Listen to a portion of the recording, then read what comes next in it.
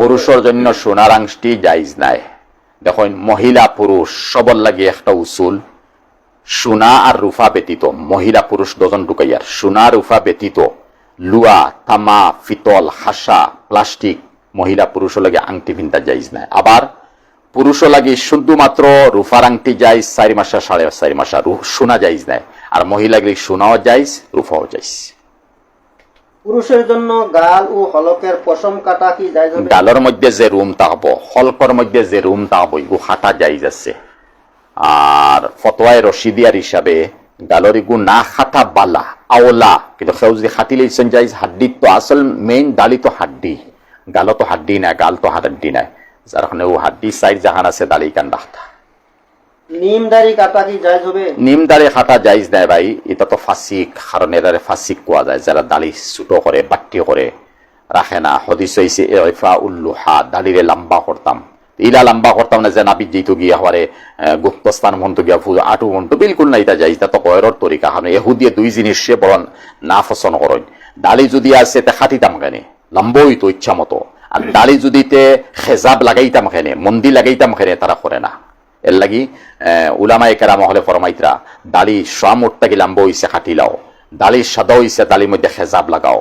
যেমন হযরতে আবু কুহাফা রাদিয়াল্লাহু তাআলা আনহু, হযরতে আবু বকর সিদ্দিকর বাবা বয়স্ক অবস্থার মধ্যে ইসলাম কবুল করতেন। দাড়ি একদম সাদা, নবীজি বলেছেন খেজাব লাগাও, দাড়ি একদম সাদা খেজাব লাগাও।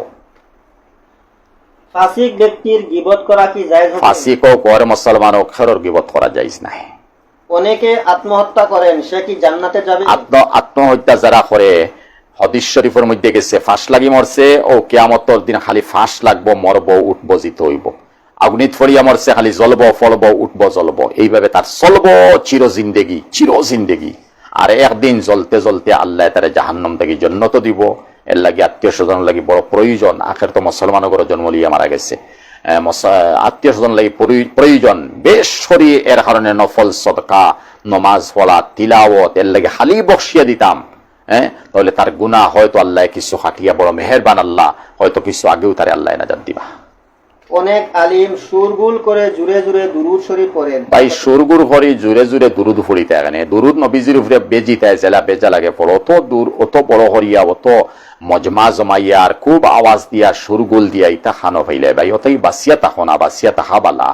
নবীর উপরে দুরুদ পড়িতাম, দিল থেকে পড়িতাম, দিলে খান্দিত, চকুর পানি বারইত, ওলা কোনো একটা আমল আমরা করতাম। মন্দির বা গির্জা বানানোর জন্য জায়গা ভাড়া দেওয়া বা বিক্রি করা? এখন দেখা যার কোন হিন্দু মানুষ আছে, খ্রিস্টান মানুষ আছে, তার জায়গায় কান্না হইলে না আমি মন্দির বা গির্জার লাগিয়ে এখন ভাড়া দিতাম বা বেচিতাম। আমারও যদি প্রয়োজন থাকে তো আমি বেচা লাগবো, কিন্তু এরপরে আপনি তোরা বুঝা দরকার, বিশেষ করে লোকাল উলামায়ে কেরামের লগে একটা আলোচনা রাখবা, কতটুকু মাত্রা হোক। মানুষ